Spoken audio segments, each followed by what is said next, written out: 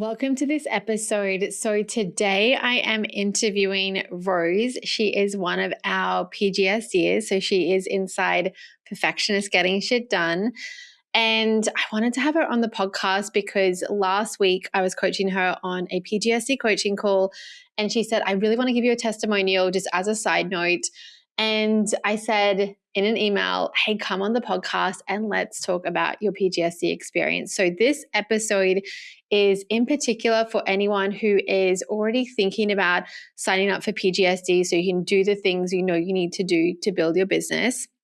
You can actually follow through on that. You can take consistent action and you can learn how to work with your perfectionist brain so that you can grow your business without burning out. So if you have been thinking about PGSD, maybe you've been listening to my podcast for a while, maybe you already just have the sense that it's something that would be really helpful, then I want to invite you to listen to this interview with Rose in full because what she shared is incredibly helpful and she just wanted to share what past her pre-PGSD would want and need to hear and just a lot about her experience inside the program as well. So I hope you enjoy this interview with Rose. Hi, Rose. Welcome to the podcast. I'm so excited to have you on to talk about your experience as a perfectionist who is building a business and also as someone who is inside Perfectionists Getting Shit Done. Thank you so much for making the time. Thank you, Sam. It's wonderful to be here. So to get started, do you just want to introduce yourself a little bit? Like what kind of business do you have? Where are you at currently on your business journey? Sure, absolutely. So I have iterated through a couple things. I started about 20 years ago during university as an editor. I was a freelance editor and I started working for friends of mine, mostly graduate students and professors. And initially my aunt had suggested that I do it and I started doing it for free. I had a friend who was a graduate student and she spoke English as her second language. And so I was editing papers for her and I just enjoyed doing it. And I remember telling my aunt at the time, no, it's really not like a real job. It's just something I enjoy doing for fun. And here, almost 20 years later, I've built a career out of writing and editing. So my business started as that. I was full-time mid-20s for about a year. And that was exciting. But other than that, it's been primarily just part-time in between alongside full-time jobs that were day jobs for an employer. Yep. And you're only working full-time as well. I am. I'm back to that. So it has carried me through a couple different layoffs and moves where I quit my job. But I am currently back to full-time with the business on the part-time. Okay, so tell me, before you joined PGSD, what did business look like for you in the sense of getting in your own way, perfectionism? Were you doing the things you knew you needed to do? What was that like for you? So I would say I started formally with business coaching in the end of 2019, beginning of 2020. It was something I decided to gift myself. I had a bad breakup the year before, and I decided to reinvest all the money that I had invested in activities and things around that relationship back to myself. And so I was like, okay, I have a very large budget for Rose this year. And I thought I'd always wanted my own business, so why not take it seriously? I felt like investing was a way of taking something seriously and taking myself seriously in that endeavor. So I started with a business coach that year. It did really help me build my business. And then in 2021, I quit my day job and kind of jumped off the cliff and cashed out a savings account and went all in on trying to build my business. I didn't have a very solid plan as far as the day by day kind of steps or even week by week. And so what ended up happening was I took some classes and had a nervous system reset. kind of meltdown and reset. I ended up doing a lot of personal development work and growth, but not a lot of business growth. And so at the end of that year, I was like, okay, well, I have to pay the bills. So let me get another day job again.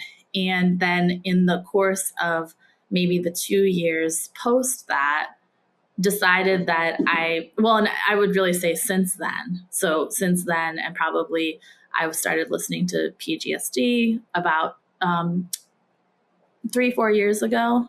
And so realized that I could build a ramp that I didn't have to do the all or nothing. Not that that's not wrong, but it definitely didn't work for me and my nervous system. I totally froze. So when I did a lot of the self-development work and it was useful, but from a revenue perspective of growing the business, I was so frozen around. And I even offered workshops, and so my business offerings have pivoted. My business has evolved over the years from the initial editing. And I did have some offerings during that time, but nothing felt sustainable. It was very much it was like the huge effort. And then I just like crashed and fell silent for, I would need a week or two to recover after offering, after having like a big offering. Yeah. And then where were you right before you signed up? So what was it, for example, like with your week, you mentioned about how you approached your week and figuring out what to do. What did that look like for you? Did you do to-do lists? Like what was your week to week way to organize yourself to do the things you needed to do? I would say yes. I've kind of always used to-do lists, and then my Google Calendar. I started probably living by that probably about 5 years ago. And that had been really helpful. And I had a 3 years ago, it's crazy now to think that it's just been like 3.5 years ago, I had a layoff. So I had a year of basically figuring out my own. I didn't know at the time it was going to be a year. So when I had that layoff, I immediately pivoted into my own business, like back into my own business. And there was a shift there. I had the necessity of doing it, but I also had a lot more openness than I had in the past in terms of the brand, where I really thought I could build something a little bit more natural and organic and multidimensional that was more like myself. And I was more open to what came in instead of feeling like I had to artificially construct and control something to then put out. So I had a couple different clients. I had a part-time job working for a friend of mine, helping her organize her business and do a lot of admin. And then started working for a startup, and I did that for a couple months. And in the meantime, really understood a lot more about myself and my work style. And after the startup was on site locally. I'm in San Antonio, Texas, in the US. And after that, I was like, I'm never working on site for any person for any amount of money ever again. It was very draining. But it was also a great learning experience, and I'm grateful for that because I might have not been clear on that prior. And that all kind of led up to, so I had more experience of wanting the business and wanting it to function. So there was, I think, more appetite for investing in it. And if I think back to then a year and a half ago, I just kept going. So I started my current day job 2 years ago at the early 2024. And I just kept going, kept looking for the next class, the next coach, the next thing that would help me. And I had been listening to PGSD during that time. And I would say probably particularly in the 2022 to 2024 window, I really had a sense, like a growing sense that perfectionism was holding me back. And I listened to books, I read books. I tried to get to different things, but didn't have anything really click in terms of helping with that. And the beautiful thing about having a day job and then wanting your own business and getting committed to doing both of them at the same time, for me, was that it allowed me to sit back to invest in PGSD, which I maybe wouldn't have if I was living on the edge trying to make a business happen without a day job. And then also to take the time to really be thoughtful and set it up and build something sustainable instead of what I had tried to do in the past. Yeah. And what did perfectionism look like for you? So you said PGSD, but you listened to the podcast, the Perfectionism Project. Yes. and you realized perfectionism was coming up. So how did you know that? Like what did that look like for you, or how did you know that that might have been a really big issue for you business-wise? So I'm I would say the main thing is that I'm very productive and very willing to be productive and creative on things that people never see. And so I have a lot of writing. I have like 2 or 3 books at this point, at least 2 books worth of, manuscripts that are not published. I have tons of poems. I have just, I've been painting for actually 5 years now, and I have only a couple paintings that are living with other people. So that I would say is like the biggest symptom for me, is that the speed bump of getting my work from being inside me as a creative person to being out in the world just felt like enormous, and so like counterproductively exhausting, to the point where like I just wouldn't, as like I feel like as it's becoming clear, I just wouldn't even try like to get it out in the world. Very, very fit. And it's almost like actually I have the same experience even sometimes at the level of producing the creative work. So this is what I had years ago. It's evolved now into being more productive, being able to produce the work. But it used to be that I would wait until I couldn't handle it anymore, and then I would produce a whole bunch. And now I think that's shifted to the putting it out into the world of like I produce until I can't. It's like almost like letting off a valve, like steam or something. And then I'll be like, okay, I need to like publish something. And then I like find something, I submit it, I get it published. And then I'm like, oh, that was a lot of exposure. And I have like the vulnerability hangover. Yeah. And also I think it's like the pressure is taken off of the desire to put it out there. And so then I go under a rock again and just create for another couple months.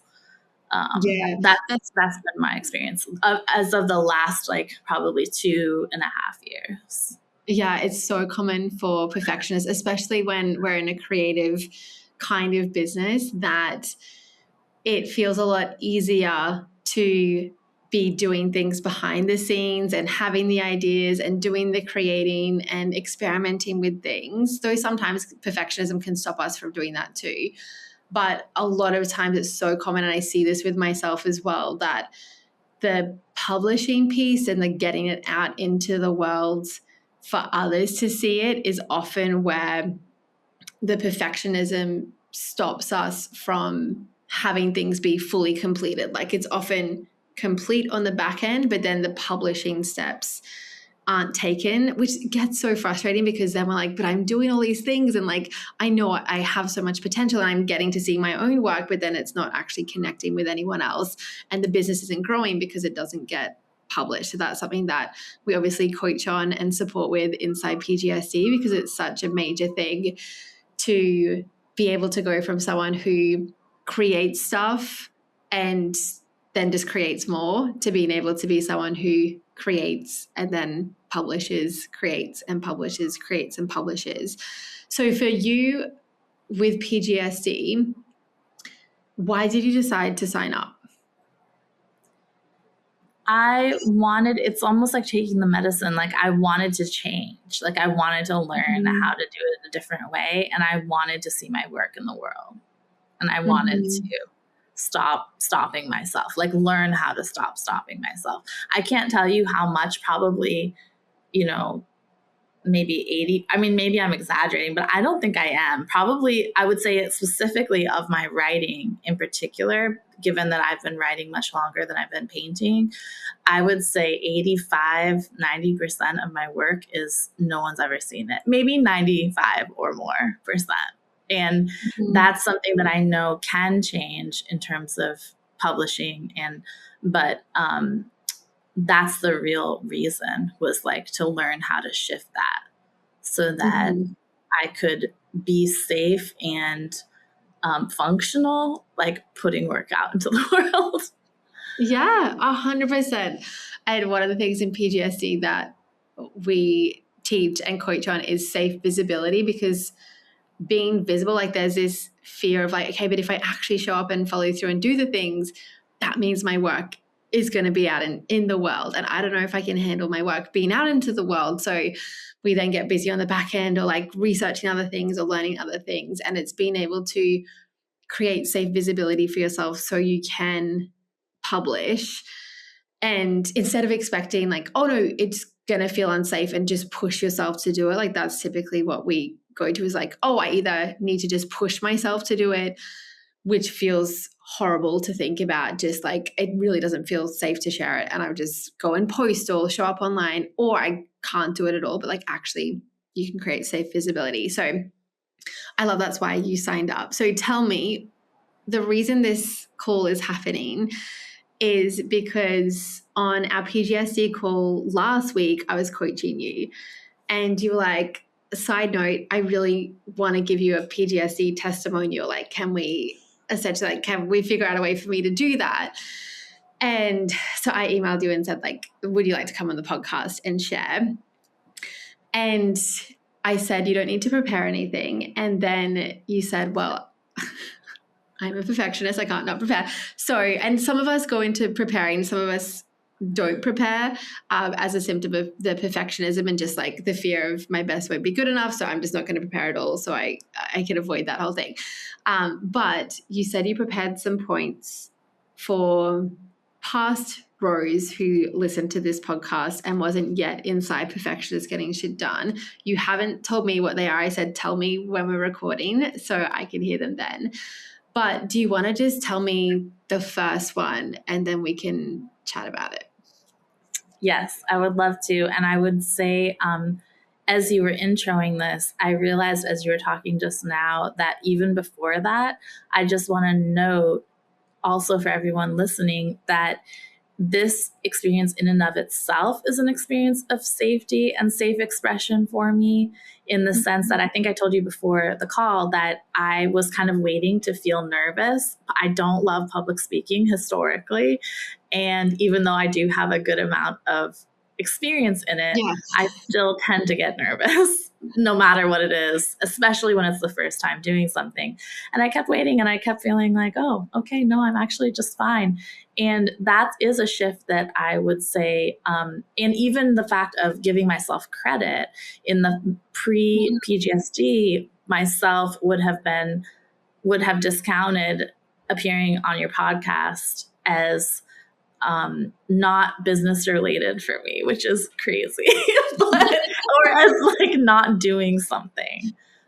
So I see a lot of mindset shifts, even just in the year now, 6 months or so, really three or 4 months that I've been really engaged with the program. So the first thing that I wrote down in terms of for my past self was that I signed up before I was actually ready. And I wanted to share this with people because I have taken so many programs in many different verticals, different fields in my life, and often judge my engagement, like the value of the program based on my engagement, and put a lot of pressure on myself for that, and just get all tangled up. And even just before dealing with the material, the performance element.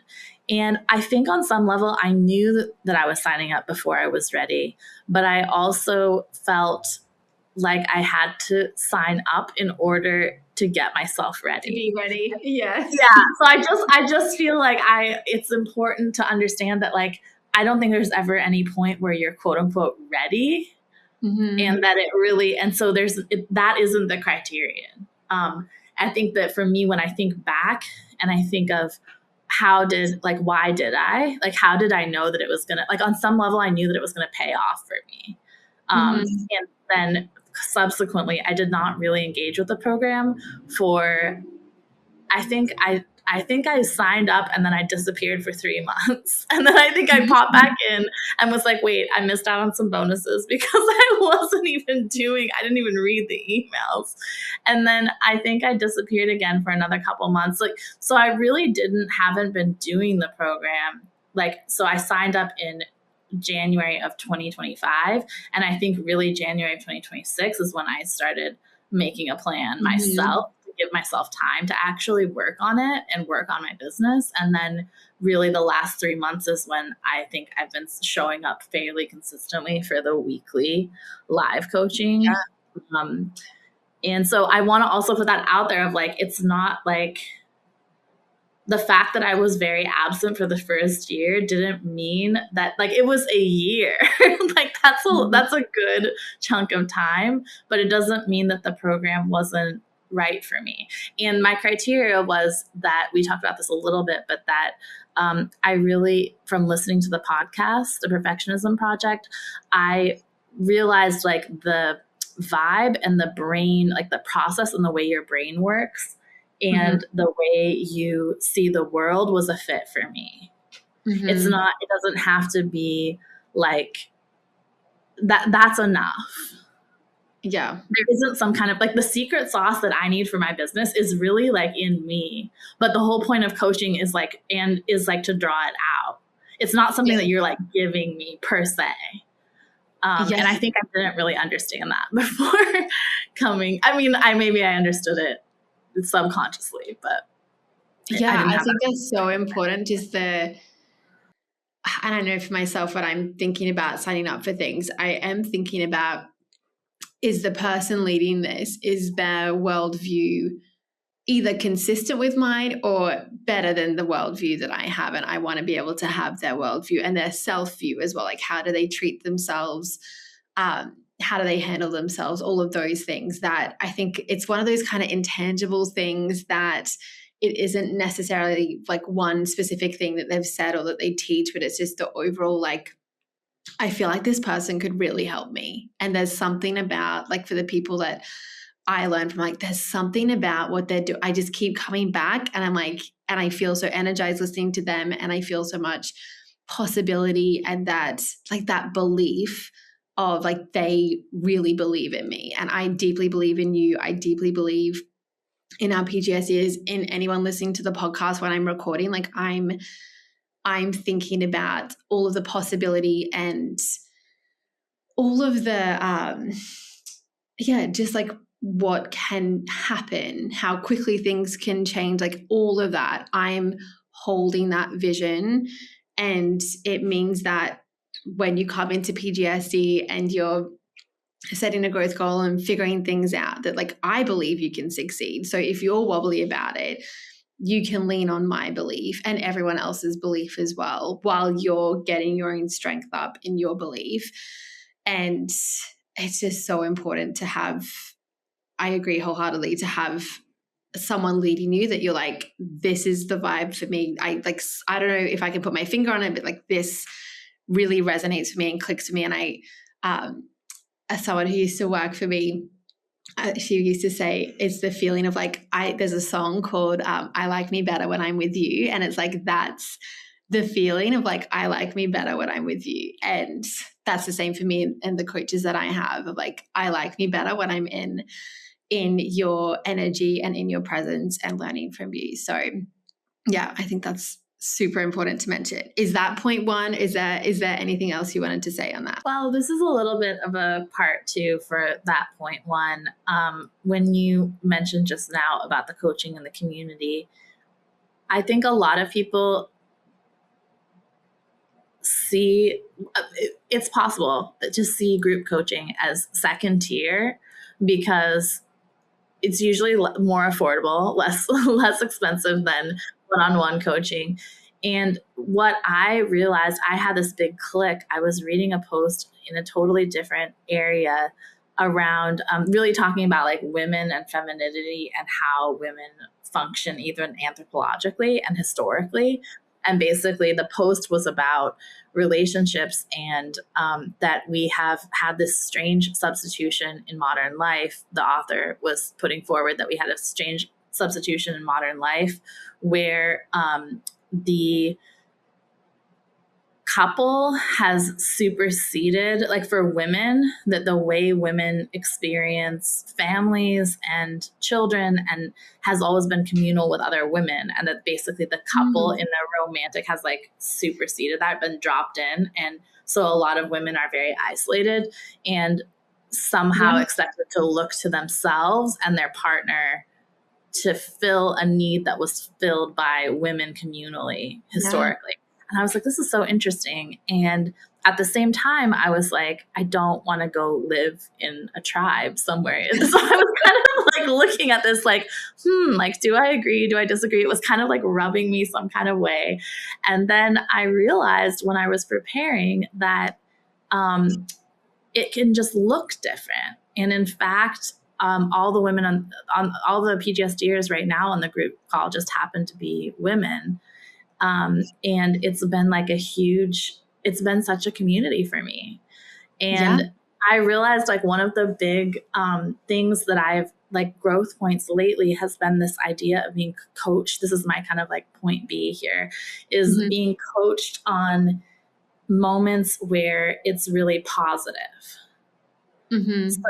So that in the past, and I think it's coming out of like from therapy into the self-help kind of sphere, and maybe the crisscross that can go back and forth there, that it's almost like coaching happens when there's a problem or to assess problems.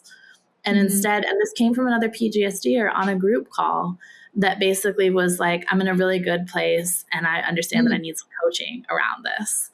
And I was like, what? Like I was listening to her and I was like, wait, what? What is she talking about? And then now fast forward to, I want to say that was 2 months ago or something like that. And now I find myself like a bunch of good stuff. I feel like I've had a couple up levels in different areas. And I was like, oh my gosh, I'm in the same place with her. Of like, I think last week or the week before, I was like, I need to get coached. And it's about good things, but it's just about how to deal with it. It's not like, like the change and the expansion and it both can be uncomfortable. The level of discomfort and the level of calibration kind of doesn't really have to do with whether things are quote unquote good or bad. Like the body is uncomfortable regardless. Yeah. And I think I love that you said that, because we can be in a place, especially as perfectionists, I think we tend to be very self-sufficient. Like we don't want to impose on anyone. We don't want to bother anyone. We just want to get everything, like we just tend towards trying to figure it all out by ourselves. And it's recognizing too, like for someone listening to this, they might be like, PGSD sounds like such a great fit, but I feel like I'm doing pretty good right now. And so I don't need support, which is, we want support when things are going well, like get yourself support and they get even better. But we're kind of like, oh, things are going good. I don't need any support. I found myself being in that thought pattern. And to recognize actually, no matter how things are going, I want to have the best support and I deserve the best support available to me. And just really starting, and maybe this is something that kind of like with you didn't get it until you were inside of, yes, when you're getting in your own way and there's something you need to do and you're not doing it, we definitely want to have support with that 100%. And also then when you're doing the things you need to do and you're experiencing the growth and the up levels and the change, then you also want to have support with navigating having things look different and being in a different season and being, instead of being struggling all the time, being successful and starting to have different kinds of problems come up, that it's so important to have support with that. But I think we just tend to be in this mindset of like, unless I'm really struggling, then I don't need support.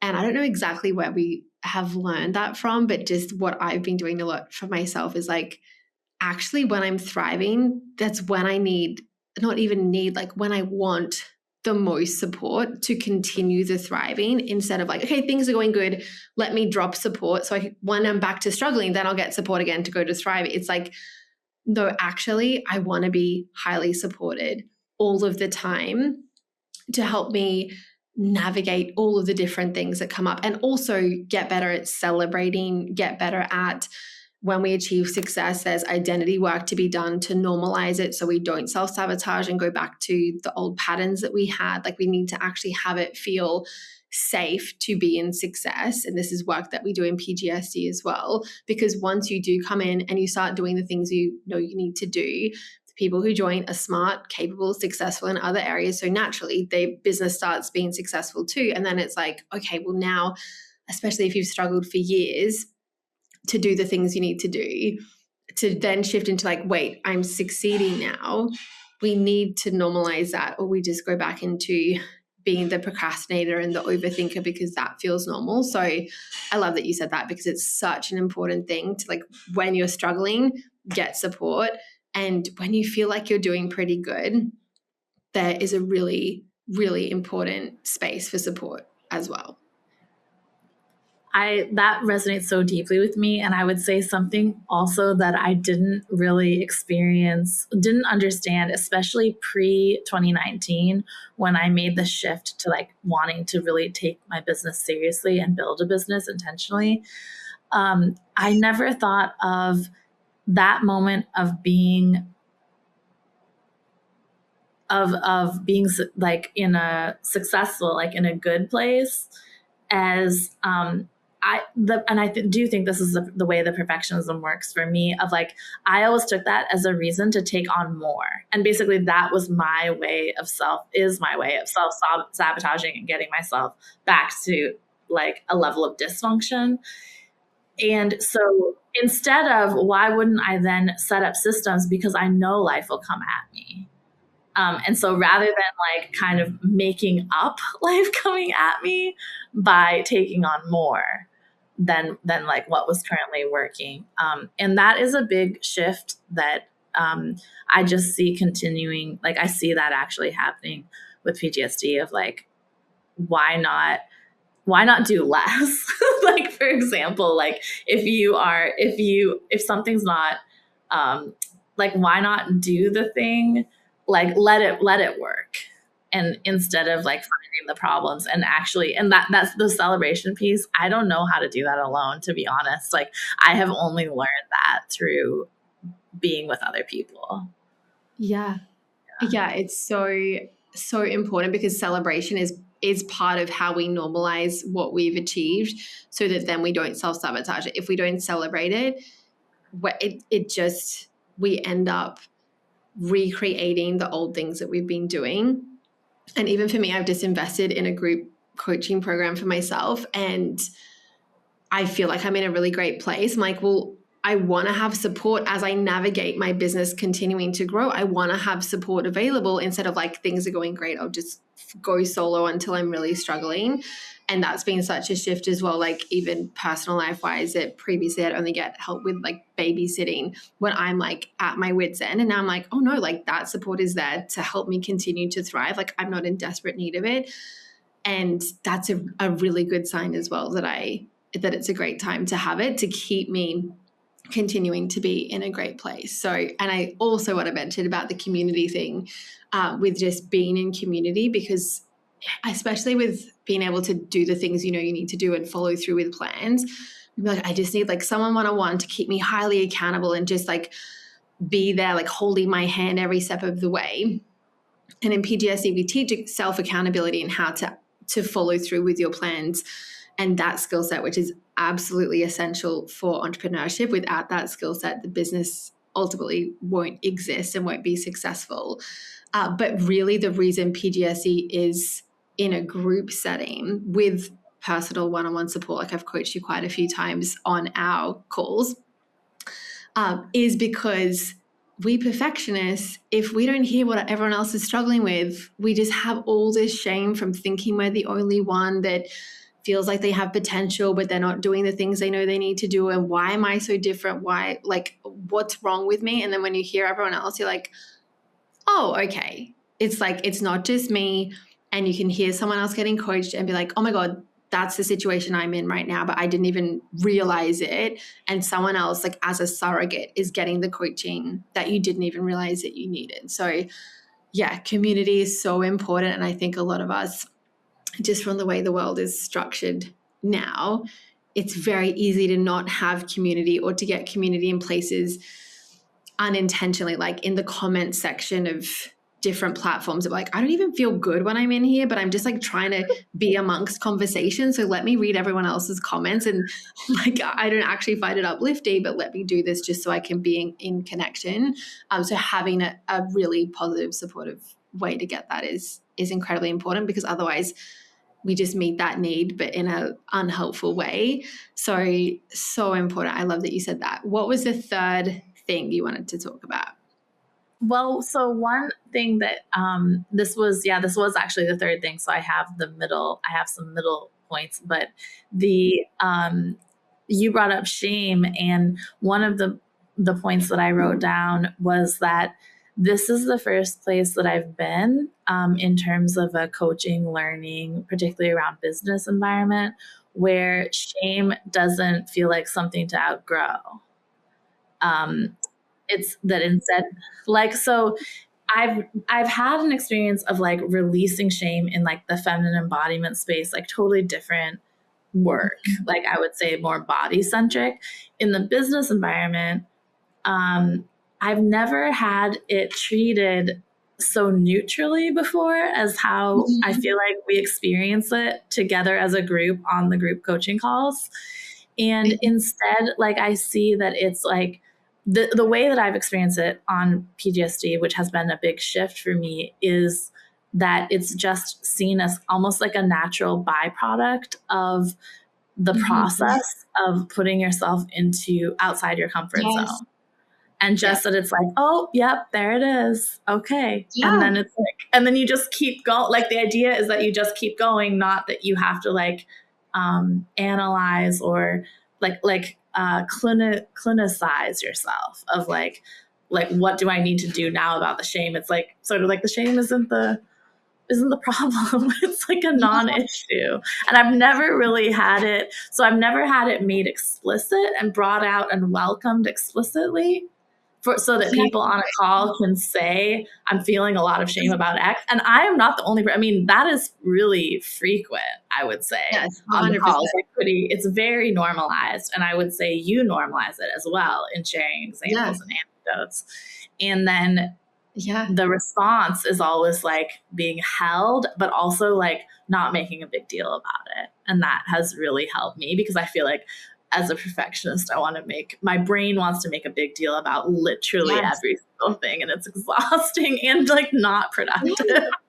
Well, the whole deal with perfectionism, and I love that you've pointed this out as well and just put words to it in a way that I don't think I ever have before, is that perfectionism is all about trying to avoid shame. Like, we're polishing the things or not publishing the poems and the art and all of that to try to avoid shame, because we think it's such a big deal to be ashamed.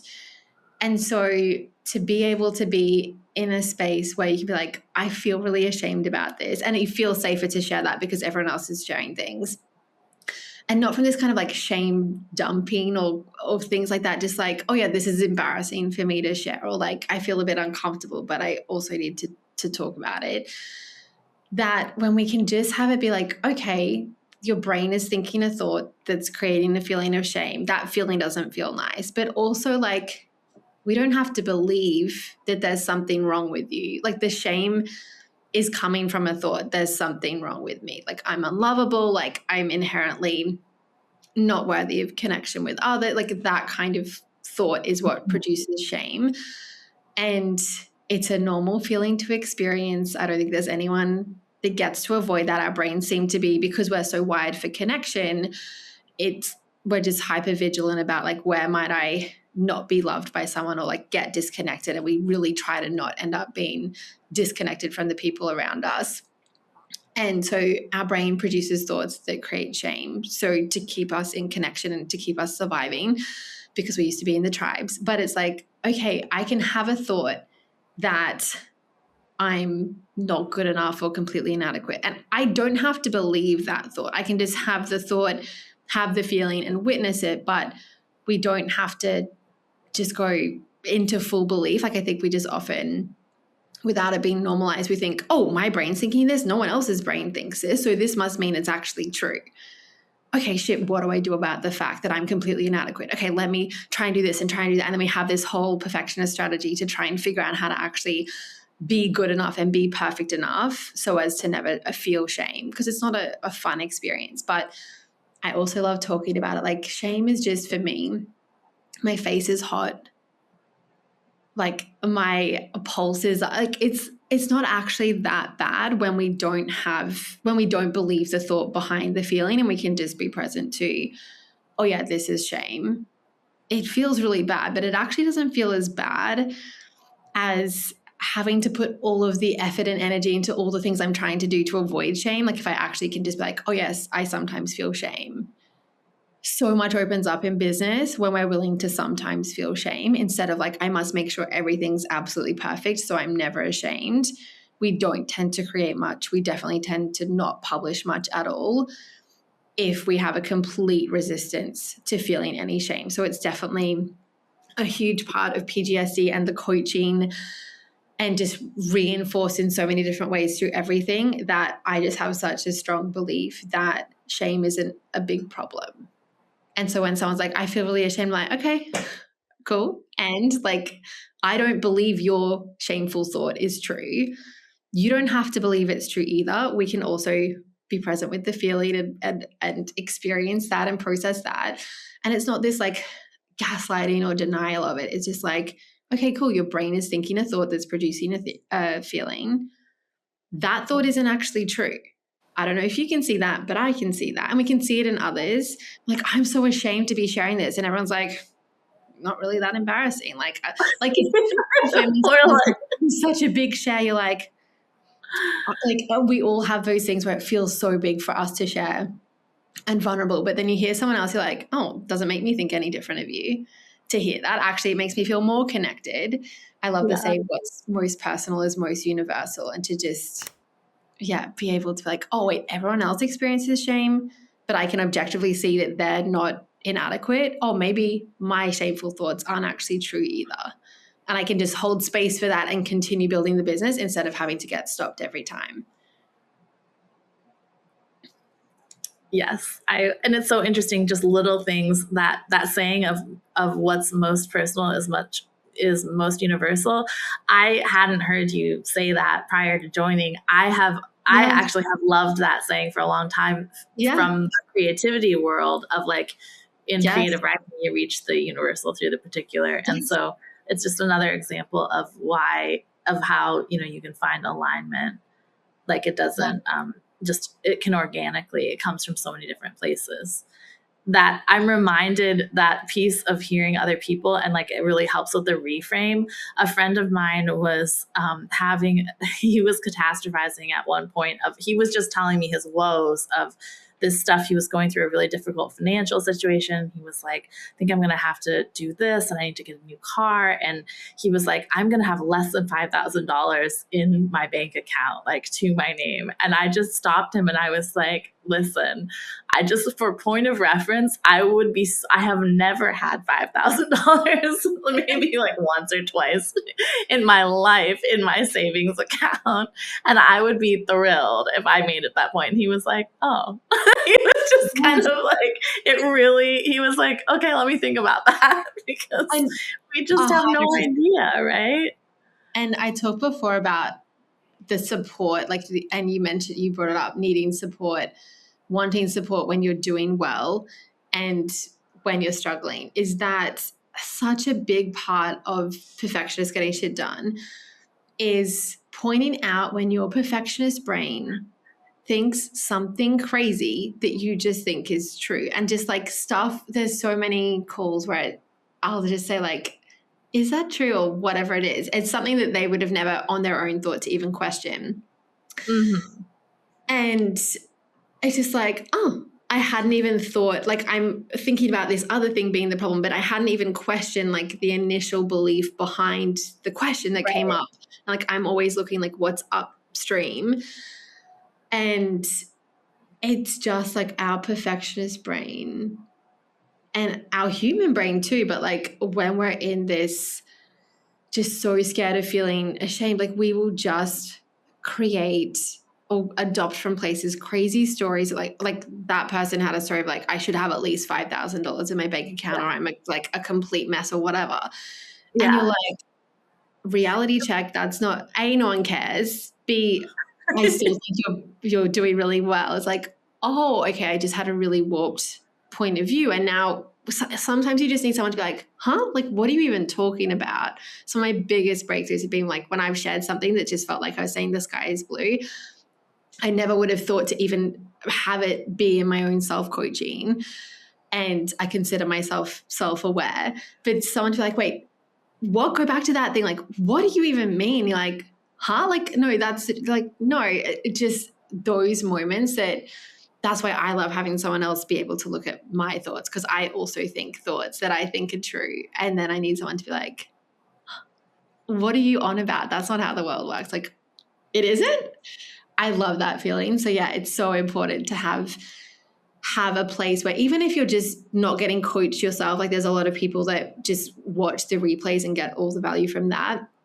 Just hearing someone else think the same things and then have that be like, wait, that doesn't make sense. Like, oh wait, I believe that too. Like it's my favorite thing. And it's really hard for us to spot for ourselves, especially for perfectionists, if when we notice something that can be changed, we go into making ourselves wrong for not having already changed it. And we kind of like deny ourselves self-awareness. I see this a lot, especially when people first join PGSD, is that we don't have as many breakthroughs because we immediately go, well, if it was that easy, I should have been doing that 3 years ago. And then so we just keep being like, no, it has to be more complicated because I'm like, I feel so bad if I procrastinated for 3 years when it was actually super easy. Like part of it is being willing to have a breakthrough without making your past self wrong for not having realized that sooner as well. Yes, absolutely. And in the case of my friend, I think part of what was helpful for me to point out to him was like, I am in the exact situation that you are fearing. In fact, worse, because I don't have close to $5,000 and I don't see it as a problem in my life. Mm-hmm. Like, yes, I have a goal of XYZ. I should probably have a little buffer saved. But for me at that point in my life, single, like I didn't have a lot of overhead. Yeah. I didn't feel the need to have, I didn't feel a lot of pressure. And I have a pretty high risk tolerance as an entrepreneur and just my own personal. And I was like, oh, I'm actually fine. With much, much less than $5,000 saved in the bank account. Which is so powerful. And I could go on a whole separate side note about it. But like when we get our safety from having a lot of money, that it then creates lots of problems business-wise, because then we just go into this kind of like hoarding mentality instead of like, oh no, I get my safety from my identity that I can figure anything out. And like that's probably why you have a high risk tolerance, is because you believe that you can figure things out. You don't need this massive cushion, because if there was an emergency, you could figure out where to get the money. So I love that. We will wrap up in a second so I could respect your time.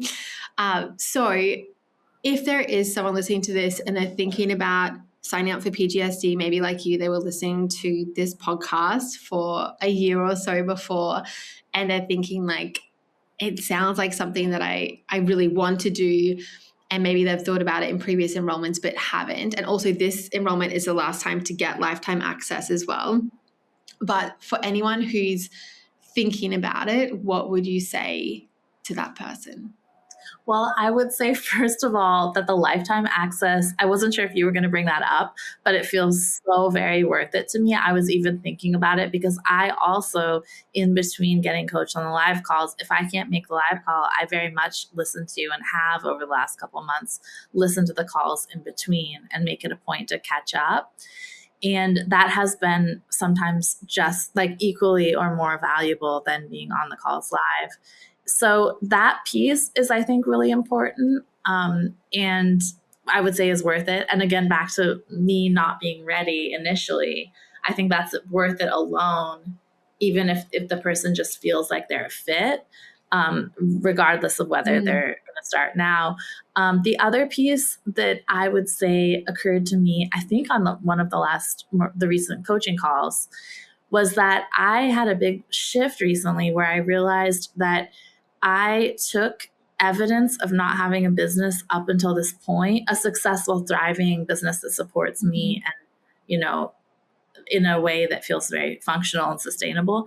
I had, not having had that experience up to this point, took that as evidence that I couldn't do it or that I wouldn't do it, right? But in fact, every single business didn't exist before it existed. And so it's like, it's actually just like a logical fallacy. And it's like a weird emotional thing of like, because I don't know exactly how, I question the why, the like what, like that it will happen, right? And so back to your point of belief, and then also all of the points that we've made about community, those are all reasons to basically give yourself the structure that the what will happen. And then it's like giving yourself the space of the how. And it's almost like you can stop the drama about like that you'll have a business, because you give yourself the space and the time and the community and the resources to do it. And so the when and the how can be so different for each of us, right? Even some of the PGSDers aren't even sure right now, like that are on the call, are not even sure that they want a full-time business, right? And that is, it's like you're allowed to want a part-time business. And it can still be a quote unquote real business and not a hobby business. And it can be a business that generates real income and, you know, is sustainable. So, yeah, you can just intentionally choose how much to make rather than it being like, oh, it has to be real. And this is what we do when we feel like it's a hobby. We're like, I have to feel really professional. And like we try and do all these things to compensate for feeling like it's a hobby. And yeah, you can have a part-time business intentionally and it be a very real business, and a full-time business and beyond that in terms of income. So yeah, I think I just love what you said about not having to be ready. Like signing up is a part of what gets you ready, but also just like at least put yourself in the right environment to be able to take the action you need to take. And especially because this is the last time to get lifetime access as well, to be able to have that, whether you start right away or not, like, okay, I'm just at least getting myself in the room and then I can warm myself up a little more if I need to, or just start listening to the replays of past coaching calls on the private podcast or whatever that looks like.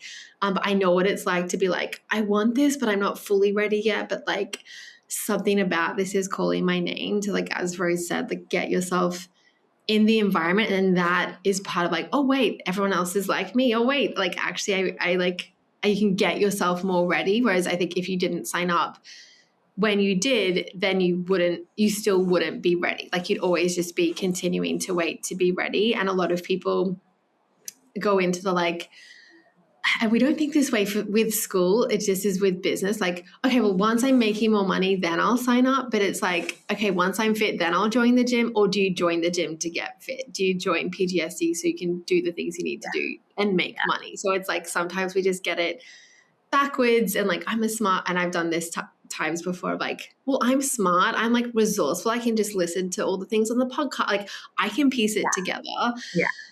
And often that's what happens to me when I'm not really fully committed. I'm just like, I don't really believe it's possible, and it feels a little bit risky to really believe it, so let me just kind of like piecemeal my way there, so it feels like if it doesn't work out, then at least, you know, I didn't waste money or whatever. But really, for the person listening to this who knows they have potential, they're smart, they know what they need to do, they're not doing it, join us inside PGSD so you can do the things. And then, as you mentioned, you can also get coaching and support as you become successful, and then figure out navigating that and like having that identity shift as well. Because a lot of times it's like, what if I'm consistent, but then I can't maintain it? Or like, what if I start doing the things and then I've built a business and I want to change that business? Like, well, you can just change the business. Like you can just use that momentum and put it in a different direction instead of being like, I'm going to stand at a standstill until I'm 100% sure. Like our perfectionist brains do that. Doesn't happen, right? Like it doesn't happen. The other thing I would add is that I feel like, even though, like, so I would say I'm a good example of, especially since this was the last time for lifetime access, right? And it's so funny because I feel like I'm like an ad, like you planted me, but I'm saying this because I genuinely believe it. that like I'm a good example of it. Even if you were to do nothing for the next 18 months or 15 months or whatever, in that I feel like I've been really active a couple months, so worth it. So worth it. And the other thing that I wanted to say, that in case anybody is kind of wondering, and just because I've had this actual experience myself, I do still go back and forth between listening to the Perfectionism Project and then listening to our private coaching calls.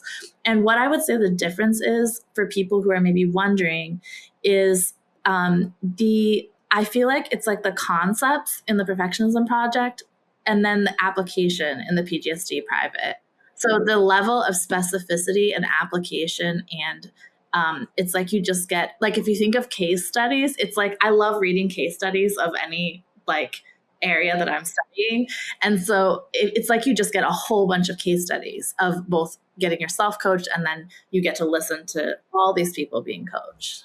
Yeah, and you get to see it applied not just in one way, but like you see it all the different ways, and you get like the nuance and the depth of it. And yeah, it's so important because there is such a difference between what I create on the Perfectionism Project and then what we do in PGSD. And a lot of PGSDers all listen to the podcast and continue to do that.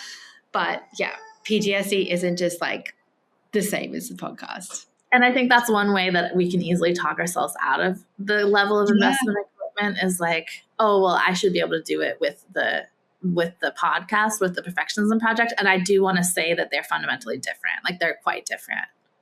Yeah. Yeah. Amazing. Thank you so much for sharing everything that you have shared. Oh, it has been so good talking to you. Any final words, or are you ready to wrap up?